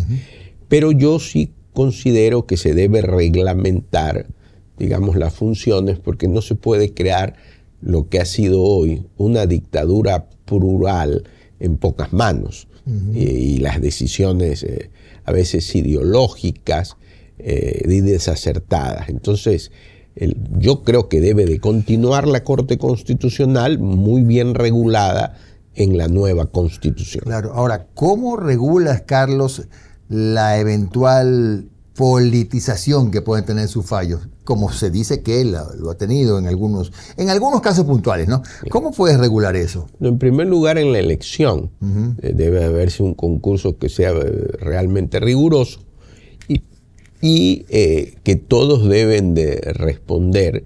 Es un organismo actualmente que no responde. Debe de responder por sus actos. Incluso con juicio político, ¿crees? Bueno, todos los funcionarios deben de responder por sus actos. Si el presidente responde por sus actos, la Corte Constitucional también debe responder. En el caso de que actúen ellos mal, no hablo de los fallos, hablo de los actos. Todos los funcionarios responden ante la ley. Y no puede ser que una corte no responda. Claro. Entonces, ese es el clamor nacional que hay sobre la Corte Constitucional. ¿Un organismo de carácter jurídico debe responder ante otro de carácter político como la Asamblea? Debe de responder si es que comete algo no ético, claro. o cuál es el control. Todo funcionario debe estar bajo un control. Claro. No puede ser que se autocontrole. Vuelvo a decir, no estoy hablando de los actos, de los fallos, estoy hablando de las acciones de los miembros. Deben de tener un control como lo tienen todos los funcionarios en el país. Nadie está por encima de la ley. Claro. Carlos, el Consejo de Participación, que ha tenido una permanencia entre un tumbo y otro, ¿tiene que seguir funcionando como está o transferir esas obligaciones que hoy tiene el Consejo a la Asamblea? ¿Quién debe encargarse de elegir más bien a las autoridades de control? Jimmy, el Consejo de Participación Ciudadana ha sido un fracaso y es un fracaso que ha generado resultados negativos al país. En este caso, hay que, desde mi punto de vista, anularlo. Hace un daño enorme al Ecuador. ¿Cuál debería ser la manera de sustituir al Consejo de Participación Ciudadana? Yo creo que debemos de regresar a la bicameralidad. En el Ecuador, la historia de la Asamblea, del Congreso, que hoy se llama Asamblea, siempre ha sido bicameral, es decir, la Cámara de Diputados y la Cámara de Senadores.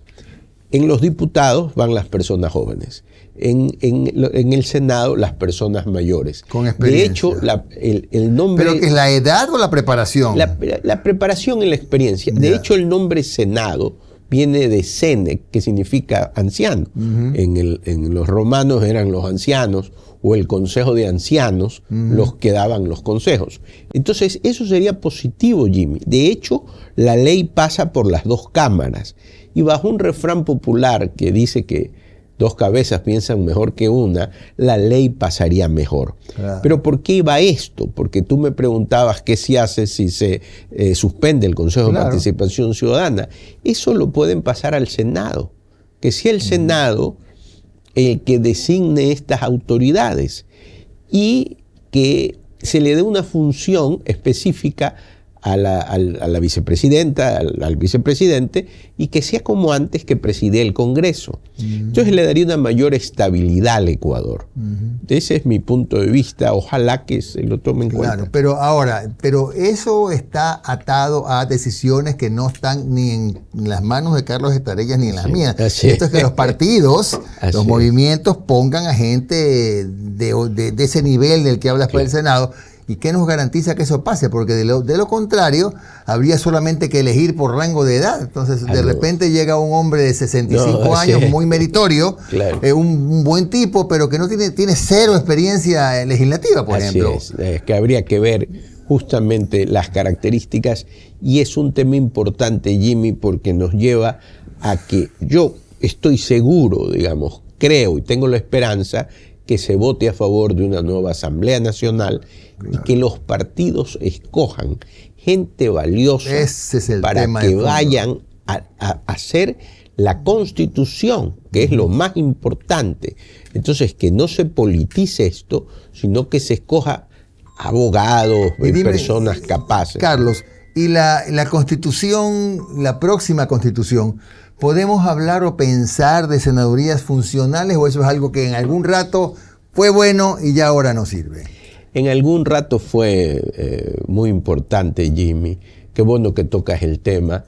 Habían senadores funcionales por la educación, por la industria, etcétera, etcétera. Pero yo creo que en este momento, en una democracia tan representativa, ya no se podría, ¿no? Ahora, Carlos, ¿crees que de alguna manera la nueva Constitución debería analizar una opción de la que han venido hablando muchos prefectos, alcaldes, juntas parroquiales, de desconcentrar para que determinadas competencias sean manejadas por prefectos, alcaldes, juntas parroquiales, y el Estado se quede con las más importantes y que son realmente indiscutiblemente hasta costosas? Salud, no sé si educación, seguridad, etcétera. Totalmente de acuerdo, Jim.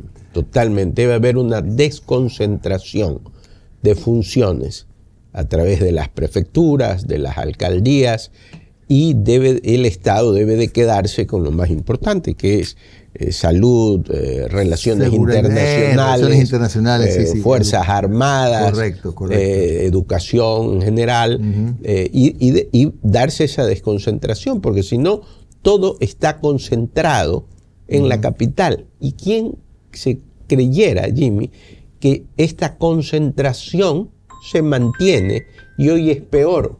Ya. Ahora, ¿tú crees en la elección indefinida, Carlos? ¿Crees que este país podría evaluar, considerar esa posibilidad? Me refiero al presidente de la República, ¿o no? No, yo no pienso en la reelección indefinida. La Constitución de 1830, una sola reelección, ¿no? De 1830 habla de la alternabilidad. Eso es fundamental, Jimmy. No se nació para ser presidente. Claro. Y yo creo que es bueno y positivo para la democracia la alternabilidad. Justamente estamos en este problema porque hay líderes aquí en el Ecuador, o pseudo líderes, que creen que nacieron para ser presidente y le hacen mucho daño al Ecuador. Hay que dar paso a la renovación. A ver, también se ha dicho, Carlos, que los sectores estratégicos, esta definición de sectores estratégicos ha sido ciertamente una traba. Ya para detallar un poquito más, estos sectores estratégicos, ¿en qué deberían cambiar? Para que no se diga que por eso justamente es que el Estado acapara funciones, obligaciones, y la empresa privada tiene muchas dudas de poner plata en este país. Tocas un tema de gran importancia, Jimmy.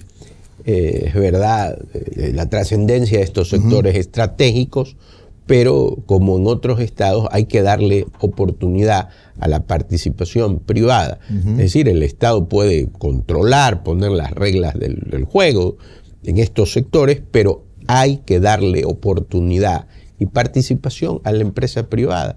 No podemos seguir que todo esto solo lo va a hacer el Estado, porque no, en primer lugar la burocratización es enorme, y en segundo lugar a veces no se tiene el dinero para poder controlar, ejercer, invertir en estos sectores.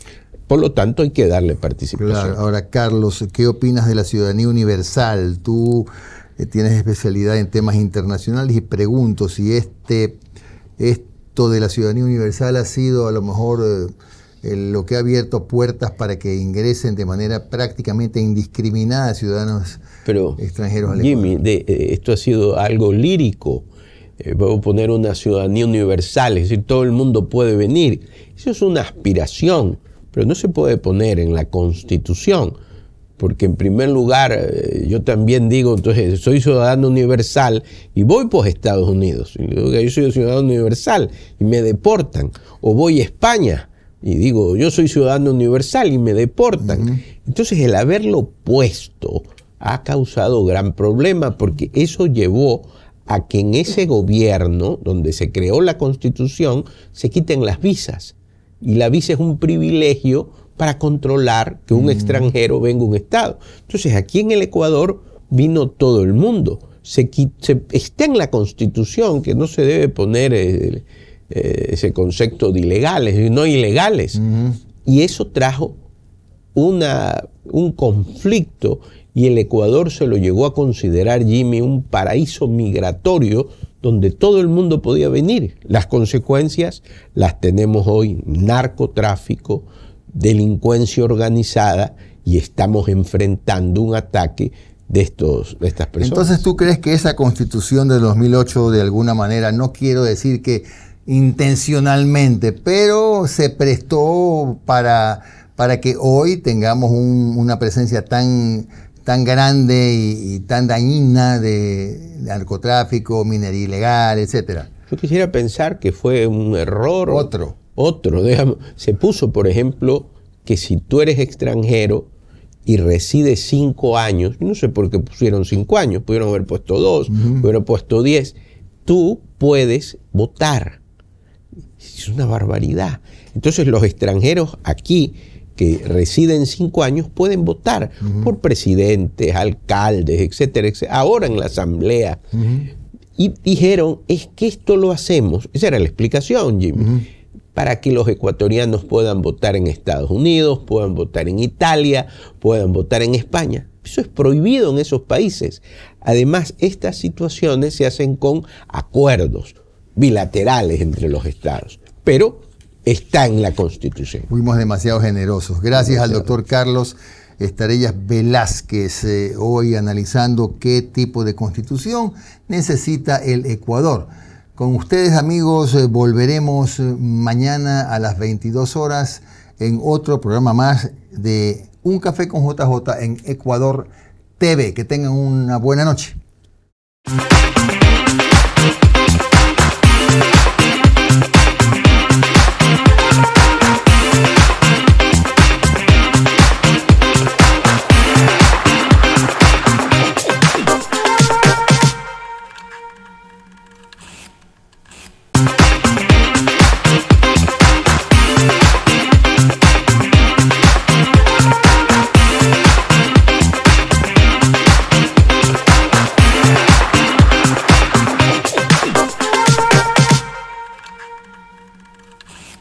Muy buenas noches, amigos, oyentes, televidentes, internautas, hermanos migrantes, ¿cómo están todos ustedes? Aquí estamos en Ecuador TV y hoy invitamos al doctor Andrés Ortiz Herbener. Él es analista, constitucionalista, catedrático, columnista de Diario El Universo, máster en Derecho de Empresa y una amplia formación académica. Vamos a analizar la consulta y el camino hacia una nueva constitución. ¿Qué tal, Andrés? Gracias por estar aquí. Jimmy, muchas gracias. Buenas noches para ti y para todo tu público. Comencemos con una consulta. ¿Ha cumplido la Constitución de 2008 la promesa de fortalecer instituciones y garantizar el desarrollo del país? Para nada. Yo creo que la Constitución de Montecristi nace de un paradigma del socialismo del siglo XXI, cobijada por las experiencias tanto previas de Venezuela como de Bolivia. Y se crearon instituciones que no eran propias del constitucionalismo moderno ni internacional. Es decir, cuando se crea el quinto poder, esto del Consejo de Participación Ciudadana y Control Social, cuando se crea una super corte constitucional, que es el último depositario de la juridicidad en el país, comienza a trastocarse, ¿no?, el sistema democrático en el Ecuador. Tenemos un consejo de participación que fue cooptado por el correísmo, en donde teníamos funcionarios que se debían al poder de turno y no a la ciudadanía, como es lo que corresponde. Entonces creo que hubo un debilitamiento democrático. Yo no creo que tanto en esto, en el hiperpresidencialismo, porque al final era el Consejo de Participación Ciudadana el amo y señor de la política y de los nombramientos. Entonces creo que eso es necesario cambiarlo, y el único mecanismo que creo que permitiría que esto se viabilice es una constituyente. Claro, entonces no hay hiperpresidencialismo, de acuerdo a su visión. No, el presidente de la República en esta constitución es un colegislador.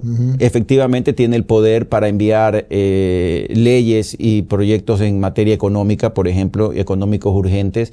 La Corte Constitucional le ha puesto ya a este presidente y a los anteriores, no solamente al presidente Noboa, mucha claridad respecto a hasta dónde llega su poder legislativo. Es nominador de ciertos nombramientos, de ciertas funciones de funcionarios del Estado, pero finalmente, repito, es el Consejo de Participación Ciudadana. Entonces no veo que haya un presidente de la República que tenga superpoderes. Ciertamente se le dotó al presidente la famosa muerte cruzada, que la vimos con Lazo, pero al final del día eso también la Asamblea Nacional también lo puede hacer. Entonces no es que es un hiperpresidencialismo, porque claro, el primer poder del Estado también lo puede hacer. Ahora, ¿qué hay que hacer pues para evitar que una nueva constitución concentre poderes, como ha pasado, por ejemplo, en lo que dice Andrés? Hay un Consejo de Participación Ciudadana que casi deshace. Hay un organismo legal, que es la Corte Constitucional, que según se autodefine el último eslabón de la democracia. Bueno, ¿qué se hace para que estas cosas no se repitan, no? A ver, debemos llegar a un proceso en donde el primer poder del Estado vuelva a ser el primer poder del Estado, que es la Asamblea Nacional. Yo creo que si hay un organismo político, democrático, en el que los ecuatorianos ejercemos nuestro derecho al voto y ponemos a asambleístas, para bien o para mal, pero llegan a través del voto popular, deben ser ellos, a través de un procedimiento que ahí es el momento de pensar, no en el viejo procedimiento de las ternas. ¿Cuál sería ese nuevo procedimiento? Ese es un buen punto, ¿eh? Yo pienso que el camino debe ser creer en la academia, creer en la ciudadanía, creer en los gremios, volver a pensar que la ciudadanía debe ser parte activa en la toma de decisiones, no solamente a través indirectamente de los diputados a los cuales nosotros elegimos, sino que estas ternas que sean propuestas para que la Asamblea vengan con un filtro previo, llamar a todos los rectores de las universidades, a los decanos de las facultades de jurisprudencia, pedirle a los gremios, pero de forma general, no solamente aislada, es decir, hacer una gran convocatoria nacional para que sea la ciudadanía de verdad. Una parte, porque yo creo que el presidente de la República tiene su responsabilidad, las cortes de justicia, eventualmente la Asamblea pueden también nominar, pero la nominación no puede ser solamente de los políticos, tiene que venir de la ciudadanía, y eso sería vital para cambiar el modelo que tenemos actualmente. ¿Cree en un modelo de asamblea bicameral? ¿Estamos preparados para eso? ¿Necesitamos la bicameralidad? Yo soy federalista, como tú sabes, y obviamente para mí ya hablaremos. Una de las cosas que deben cambiarse justamente son esas, y la bicameralidad es parte fundamental de un proceso federal, ¿no? En un sistema, un régimen unitario, yo no lo recomendaría, no es necesario. Esto es más propio de los estados complejos, claro, que los unitarios, ¿no? De los federales. A ver, ¿qué mecanismos podrían garantizar que ciertamente sí se dé una independencia absoluta? No existen los términos absolutos, pero una independencia suficientemente clara del Poder Judicial versus el presidente, la Asamblea. ¿Hay forma de pensar en eso como una posibilidad? Yo lo veo difícil, pero no sé. A ver, nada es imposible cuando hay buena voluntad y cuando hay buenas intenciones, ¿no? No hablo del presidente Noboa, hablo de cualquier ejecutivo. Ya vimos cuando el propio presidente Correa dijo que él quería meter las manos en la justicia. Y él, claro, él lo decía eufemísticamente, y él decía, me han malinterpretado, yo lo que quiero decir es que se necesita un cambio radical. Y en eso no se equivocaba Rafael Correa. Rafael Correa tenía la razón, es decir, el sistema de justicia, para él, decía que estaba captado por la vieja política y era necesario buscar la independencia a través de una reforma potente. El presidente Noboa está apuntando en el mismo camino, y una de esas es la evaluación judicial, que bueno, fue tirada abajo, pero se necesita hacer una evaluación, un seguimiento. Tú no puedes permitir que hayan jueces, primero que desconozcan, debe mejorarse el proceso de la escuela judicial. Aquí hay una escuela judicial muy deficitaria. Tú necesitas tener investigación previa. Aquí hay jueces que están cooptados por la delincuencia, por el narcotráfico. Yo no digo que tenemos que llegar a la prueba del detector de mentiras, al polígrafo, pero se necesita un estudio necesario a través de un filtro también de la academia, también de la ciudadanía. Mira que en México se optó, que creo que es una aberración, que sean los jueces elegidos por votación popular. O sea, que el más simpático aquí, claro, hasta un payaso podía ser miembro, si era abogado, podía ser miembro de la corte. Pero sí se necesita buscar un mecanismo diferente al actual. Y eso significa una reforma en donde no sea el presidente de turno el que los nombre, ¿no? ¿Verdad? Es decir, claro, que no estén vinculados al Ejecutivo, pero claro, el Ejecutivo que ahora quiere una reforma constitucional sí debe buscar a sus mejores asesores para buscar un mecanismo diferente al actual en el escogitamiento de jueces. Por lo que dijiste hace un momento, Andrés, es que se dan los abusos, por ejemplo, en las acciones de protección, ¿o no? Quiero decir, en esa poca preparación de los jueces, o a lo mejor es la Constitución o las leyes las que dan lugar a ese abuso, porque ahora cualquier cosa, Andrés, es una elección de la directiva del Colegio de Ingenieros Mecánicos de Pastaza y hay una acción de protección y no se pueden posesionar. Bueno, esto no es infrecuente. En España, por ejemplo, que existe lo que se llama la acción de amparo, que antes se llamaba en Ecuador la acción de amparo, más del 95-96% de esas acciones son rechazadas por la Corte Constitucional, el Tribunal Constitucional Español. Y las Cortes están obligadas a ir a través de su jurisprudencia corrigiendo estas distorsiones en las garantías jurisdiccionales. Y ha venido pasando. Se han declarado errores inexcusables, se votan jueces, casi cada mes se votan jueces que entregan. Sí ha pasado. No. Sí hay un filtro en la Corte Constitucional y el Consejo de la Judicatura sí destituye a jueces inmorales que otorgan garantías jurisdiccionales fuera de lo que dice la Constitución y la ley. Pero eso es una muy buena pregunta. Coincido que la Constitución sí puede, a través de toda esta vasta jurisprudencia desde el 2008 que se ha venido dando, establecer parámetros para castigar, para sancionar, para delimitar el alcance de las garantías jurisdiccionales. Y eso sí lo puede hacer una nueva Constitución. ¿Y qué se hace con la prisión preventiva de última ratio, que también es potestad del juez? Porque si el juez no quiere dictar, no la dicta si el fiscal no se la pide. Entonces, ese es un tema que lo he escuchado, yo no soy abogado, lo he escuchado de algunos abogados que lo han comentado. Ese es un tema que tiene que manejarse con mucho cuidado por el Ecuador es parte del sistema interamericano de derechos humanos, ¿no? ¿Verdad? Hay sentencias y órdenes consultivas que han tratado el tema de la prisión preventiva.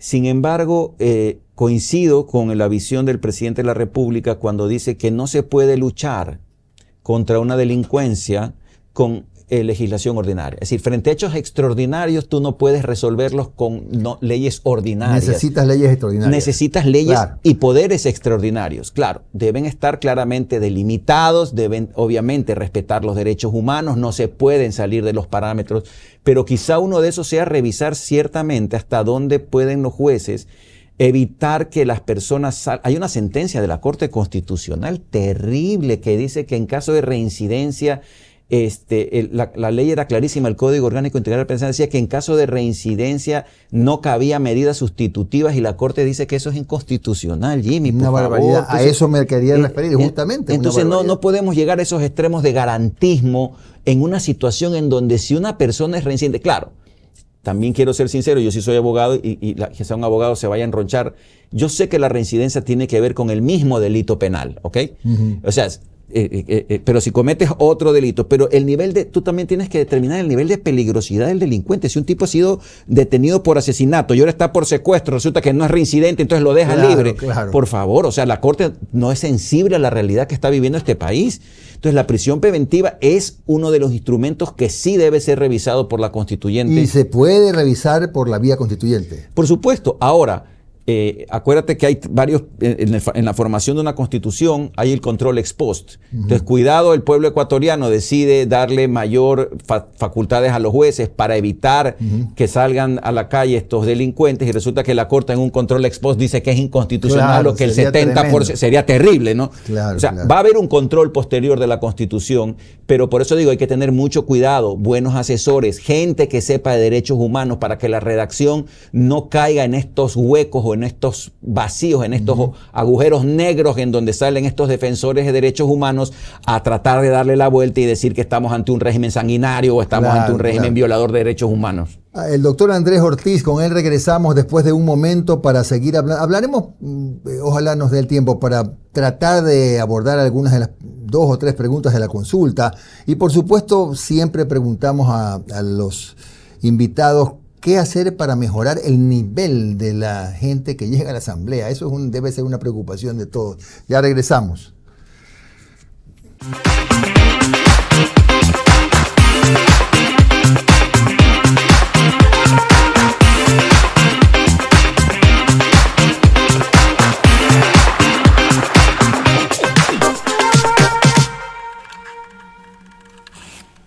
Seguimos con el doctor Andrés Ortiz, catedrático constitucionalista, columnista de diario El Universo, máster en Derecho de Empresas. Está hoy con nosotros aquí en Ecuador TV esta noche.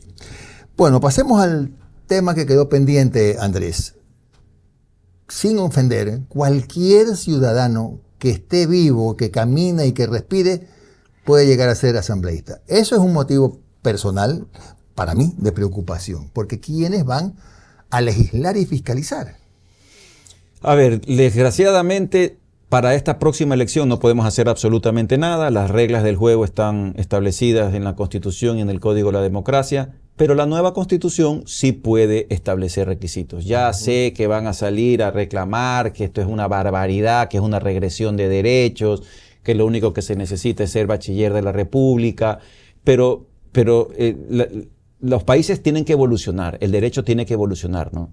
El derecho va en función de las realidades de un país, y no puede ser que vivamos con reglas atrasadas bajo el paraguas de que esto sería una regresión de derechos. Definitivamente hemos visto las últimas experiencias legislativas, son malas, por no decir son pésimas, y por lo tanto es el momento para repensar los requisitos que deben establecerse para ser asambleísta y mucho más para ser asambleísta constituyente. Esto no significa que tengas que poner medidas restrictivas y que hagas solamente para una élite de PhD, científicos graduados en Harvard. Eso no es. Pero sí debes tratar de poner ciertos filtros, cierto nivel de conocimiento, la edad debe subirse. Una persona de 18 años no está preparada para legislar en este país y mucho menos para ser asambleísta constituyente. Si al final no vas a poner requisitos de tercer nivel, que por lo menos debería ser experiencia, una probidad notoria, gente con carrera que sea intachable, que no tenga juicios. ¿Cómo es posible que en los últimos años hemos visto asambleístas que han sido, tienen juicios de estafa, de falsificación de documentos y que han sido declarados inocentes, que los juicios todavía no hay sentencia y esa gente está sentada siendo asambleísta? O sea, ese tipo de cosas sí se pueden regular en la nueva Constitución y buscar a los mejores hombres y mujeres para poder legislar en una asamblea nacional. Hay que mejorar el nivel, ¿no? Pero por supuesto. Ahora, y esto del financiamiento del Estado a los partidos y movimientos políticos, hay quienes opinan que sí, que hay que hacerlo, hay que evitarlo, pero otros que dicen, caramba, pues la formación de los movimientos y los partidos se vería afectada. Lo que pasa es que yo no estoy tan seguro de que efectivamente esos recursos sean empleados bien en la formación. El tema es polémico. El tema es polémico porque puede ser que se comience a restringir la participación política porque va a haber un gran vacío financiero en todas estas agrupaciones y movimientos políticos.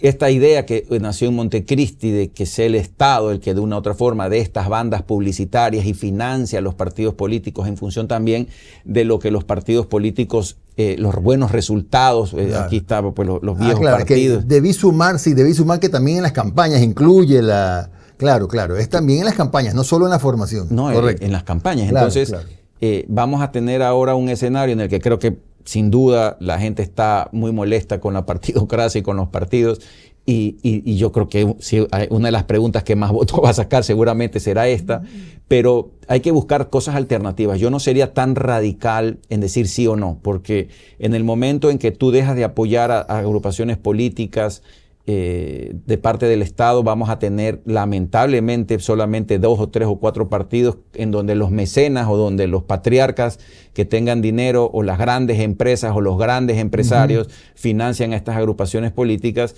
y quizá eso pueda atomizar la participación democrática. Repito, esto que ha venido pasando es deplorable en cuanto a esto de las bandas, cómo los candidatos venden los puestos o venden la participación y con los medios, etcétera. Eso está mal.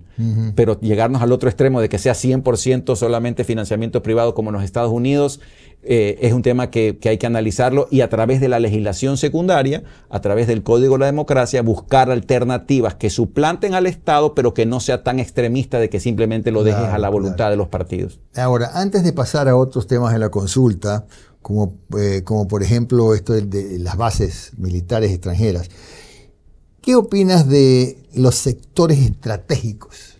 ¿Debe mantenerse esa definición que, según los críticos del 2008, ha limitado de manera frontal la inversión en el Ecuador? Sin duda, la Constitución de Montecristi estableció un régimen de competencias en donde hay competencias exclusivas del gobierno central, del gobierno provincial, del gobierno municipal y de las juntas parroquiales. Ya había un artículo que establecía claramente cuáles eran las competencias del Estado central, y resulta que se inventan esto de los sectores estratégicos. O sea, aparte de las competencias exclusivas en educación, salud, todo, tienes los sectores estratégicos que también son competencia exclusiva del gobierno central. Y dicen que solamente se pueden concesionar o entregar a la iniciativa privada de manera excepcional y prácticamente pues rezando de la buena voluntad del Ejecutivo para que esto pueda ser entregado. No privatizado, porque la concesión no es una privatización, sino permitir la explotación del sector estratégico a través de un concurso lícito y a través de la empresa privada. Eso tiene que cambiar. ¿De qué forma? Y tiene que cambiar en la medida en que primero no sea excepcional. Yo lo escribí ahora en mi última columna del Universo. Tiene que ser la regla general, no la excepción. Es decir, no la regla general. El sector estratégico que pueda ser entregado a un tercero para que lo pueda explotar lícitamente, con controles. Nadie dice que esto sea algún descontrol, o sea, la Feria de la Alegría, y hagan lo que les dé la gana. Hay siempre la Contraloría, va a estar la Procuraduría, va a estar la Fiscalía. Es decir, no van a desaparecer los controles. Pero sí ha sido un freno para la inversión, ¿verdad? Eso sumado, me parece que al 422 que prohíbe el arbitraje en los tratados de inversión bilateral. Correcto. ¿No, verdad? Sí. Eso lo hizo el presidente Correa con algo de razón en su momento, porque resulta que teníamos una mala racha en los arbitrajes y perdíamos siempre. Ahora resulta que la actual Procuraduría General del Estado tiene un récord impresionante, ha ganado los últimos 5 juicios, ha ahorrado. Entonces lo que teníamos era malos procuradores. Yo no quiero decir eso, lo que digo es que hemos tenido una racha espectacular, lo cual habla bien primero de los abogados del Estado. Habla bien de que cuando el Estado hace las cosas bien y termina los contratos bien, el resultado viene bien.